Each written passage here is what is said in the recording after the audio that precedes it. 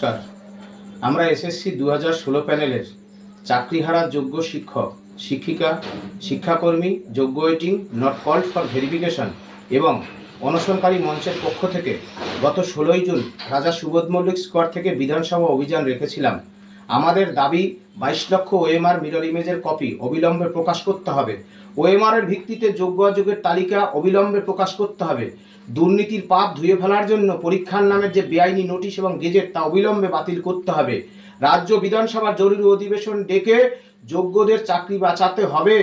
এই চাকরি চুরির দায় নিয়ে রাজ্য সরকারকেই সকল যোগ্যদের চাকরি ফেরানোর ব্যবস্থা করতে হবে। যারা যেদিন যোগ্যরা বিদ্যালয়ে চাকরিতে জয়েন করেছিল সেই দিন থেকে তাদের ধারাবাহিকতা বজায় রাখতে হবে।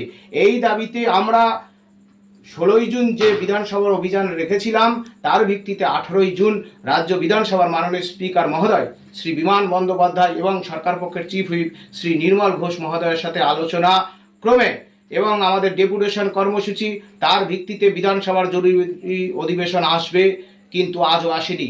গত 23শে জুন আমি সুমন বিশ্বাস এবং আমার সাথে একজন শিক্ষাকর্মী ছিলেন, তাকে নিয়ে আমরা নবান্নে মাননীয় চিফ সেক্রেটারি মহোদয়ের কাছে ডেপুটেশন এবং মুখ্যমন্ত্রীর দপ্তরেও আমরা ডেপুটেশন দিয়ে আসি। তারপরে আজও রাজ্য সরকার যোগ্য অযোগ্যের তালিকা প্রকাশ করলো না, বিশেষ করে যোগ্যদের তালিকা আজও প্রকাশ করলো না। আমরা গত 26শে জুন বৃহস্পতিবার কোচবিহার চলো ডাক দিয়েছিলাম। কোচবিহারের মাননীয় ডিএম দপ্তরে আমরা ডেপুটেশন দিই এবং ডিআই দপ্তরে দিই।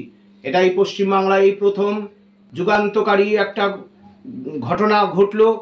ডিআই স্যারের পক্ষ থেকে 24 ঘন্টা যাওয়ার আগেই শিক্ষা দপ্তরের কাছে আমাদের সেই দাবিসমূহ তারা তুলে দিয়েছেন। মাননীয় ডিআই স্যারকে ধন্যবাদ জানাই। আমরা এই দাবিতে আমাদের যে সব অংশের মানুষকে, সমাজের সমস্ত অংশের মানুষকে, আমাদের যারা প্রাক্তন শিক্ষক, যারা বর্তমান সিনিয়র শিক্ষক, স্কুল কলেজ বিশ্ববিদ্যালয় ছাত্র যুব, আমাদের আদিবাসী তপশিলি নমশূদ্র মুসলমান সব অংশের মানুষকে, সমাজের সব অংশের মানুষের কাছে আমরা পৌঁছাতে চাই, আমাদের দুঃখ দুর্দশার কথা তুলে ধরতে চাই। সেই কারণে আগামী 30শে জুন বাঁকুড়া চলো ডাক দিয়েছি। সোমবার ডিএম দপ্তরে ডেপুটেশন এবং ডিআই দপ্তরে যে ডেপুটেশন রয়েছে সেই কর্মসূচিতে আপনারা দলে দলে যোগদান করবেন। আমাদের জীবনে ঘটে চলা যে দুঃখ যন্ত্রণা, আমাদের জীবন যে সংকটে, আমরা যে দুর্নীতির ভয়াবহ গ্রাসে পড়েছি সেই কথাই তুলে ধরার জন্য আমরা যাচ্ছি।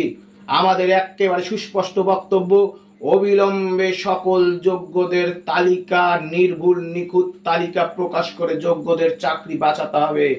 সেই দাবিতে চোয়ালটা শক্ত করে নেতাজি সুভাষচন্দ্র বসুর সেই আজাদ হিন্দ ফৌজের মতো শেষ যেই লড়াই, সেই লড়াইটা করার জন্য আমরা রাস্তায় বেরিয়েছি। রাজ্যের মাননীয় মুখ্যমন্ত্রীর প্রতি আমরা বলতে চাই, যে কোনো মূল্যে যোগ্যদের চাকরি ফেরাতে হবে। এটাই আমাদের বক্তব্য। সমাজের সব অংশের মানুষ, মায়েরা, বোনেরা, ছাত্র যুবক, আপনাদের কাছে আমাদের সকলের কাছে আমাদের অনুরোধ, আমাদের পাশে থাকুন, আমাদের আন্দোলনের পাশে থাকুন। আমরা আর যোগ্য চাকরিহারাদের বলতে চাই, নিজেদের হাঁটুর জোরে আপনারা লড়াই অংশগ্রহণ করুন। দলীয় রাজনীতির মুখাপেক্ষী হয়ে না থেকে আপনারা লড়াইয়ে নামুন। শেষ হাসি সকল যোগ্যরা জিতবে। এত কষ্টের পাওয়া যোগ্য